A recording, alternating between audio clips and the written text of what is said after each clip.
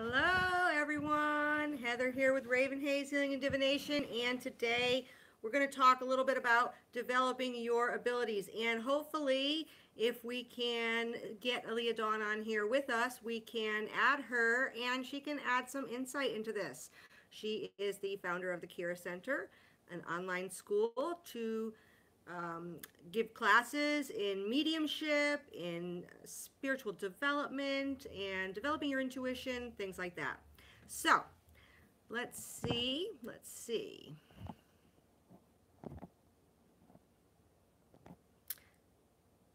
Hi, Aaliyah. I do see you now. How do I add you? Let's see.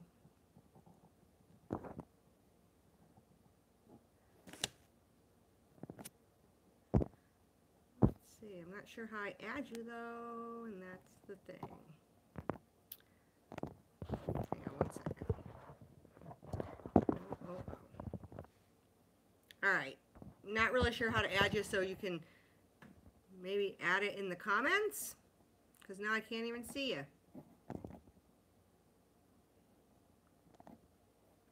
Nope, nope, nope. Okay, so 5 tips. 5 tips for developing your abilities. Let's talk about these. Very simple things that you would never even think are going to help your intuitive abilities. The thing with, hey, Oya, the thing with developing your intuitive abilities, let's start there, is that we all have them. We're all born with these abilities. And just like if you took a newborn baby and covered their eyes and left them like that until they were 5 years old, chances are when you remove that covering from their eyes, their vision is going to be crud. They're not going to be able to see well, right? They may not be able to see at all. So therefore, we all have the ability to see when we're born, generally speaking, but if we don't use that, we lose it, okay? And it's really the same with our intuitive abilities, with our clair-abilities. So if we're talking about clair-abilities, I'm going to explain to you what I mean by that. If we don't use them, if we don't practice them, then eventually we're not, they kind of go away. We're not paying attention to them. We're not listening to these signs. We're not listening to these feelings that we're getting. So they're not as active. So what we want to do is work on them. Now you've got your clairvoyance, and that's the ability to see images. Your clairaudience is your ability to hear, okay? Clear hearing, okay? Claircognizance is that when you just know something. And then your clairsentience is when you have that feeling, okay? And a lot of us get this and ignore it. In fact, I just read a post from a few people recently saying how they had this, I got this feeling and I went home and sure enough, that was the case. But I wasn't really paying attention to that feeling. And that's the thing right there. We need to start paying attention when we get those feelings. Now, there's also clear smelling, where you smell different scents, okay? And clear tasting, which is a little more unusual.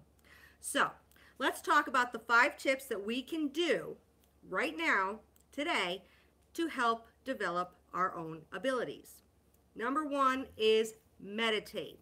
Meditation is the biggest one.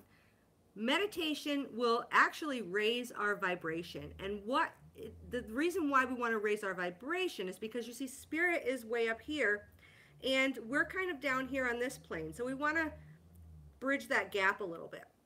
Okay, so we want to meditate. That's going to put us in a quiet headspace. That's going to help us to really be open to seeing and hearing and feeling these things.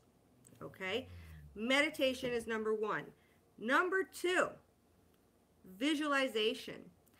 What I mean by that is, almost to put it very simply, to daydream.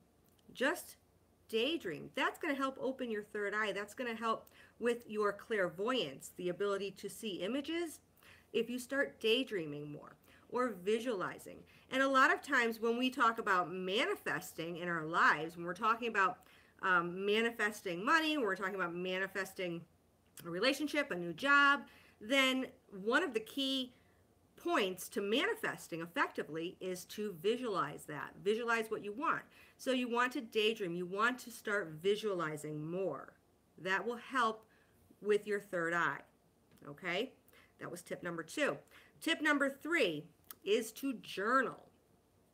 The thing with journaling is, and I'm not really talking about necessarily having a diary, okay?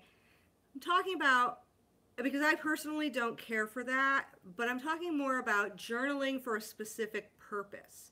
A lot of times when we have dreams, we forget those dreams rather quickly.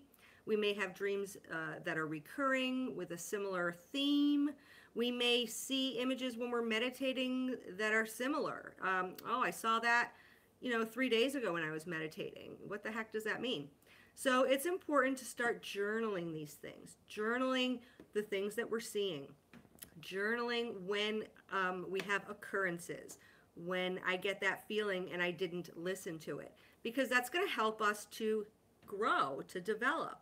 By writing that all down, we can go back and review those and see where those patterns are. Okay? So tip number 3 is to journal. Tip number 4, I think I messed up. All right, it might be 6 tips. Tip number 4 is to listen to sounds, okay? When you're listening to sounds, to focus on one sound at a time. And this is going to go along actually with the next tip. So listening to sounds and focusing in on one at a time. So if you're sitting outside, listen to that bird chirping and separate that sound from the other sounds. And then switch up and listen to the cars as they're going by and separate those sounds from everything else. So you're training your clairaudience, you're training your ears to really pick up on different sounds. And you can do the same thing with smelling things.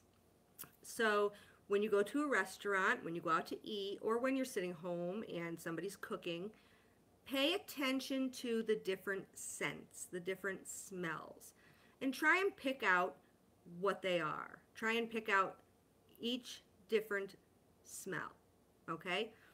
By separating things like that, we're training our senses to kind of get a better understanding of, okay, I want to focus on this, I want to focus on that, I want to focus on this one now, okay? And that's going to help develop those abilities. So I think that was 4. So we want to go with number 5, which is look at old pictures. So this is actually a kind of a fun way to develop your abilities. By looking at old photographs, I mean, you can find them online. If you don't have any, you can go through your grandmother's old photo albums. I like to find them online because they're people that we don't know necessarily, and it makes it a little bit more fun. And what you want to do is when you're looking at those pictures, focus on how you feel. This is going to be more for your clairsentience. Focus on how you're feeling when you're looking at that picture. Focus on how you think that the people in the picture are feeling. Try and pick up on those emotions that are there. And that's going to help with your clairsentient ability. You can also do a similar exercise by touching older objects.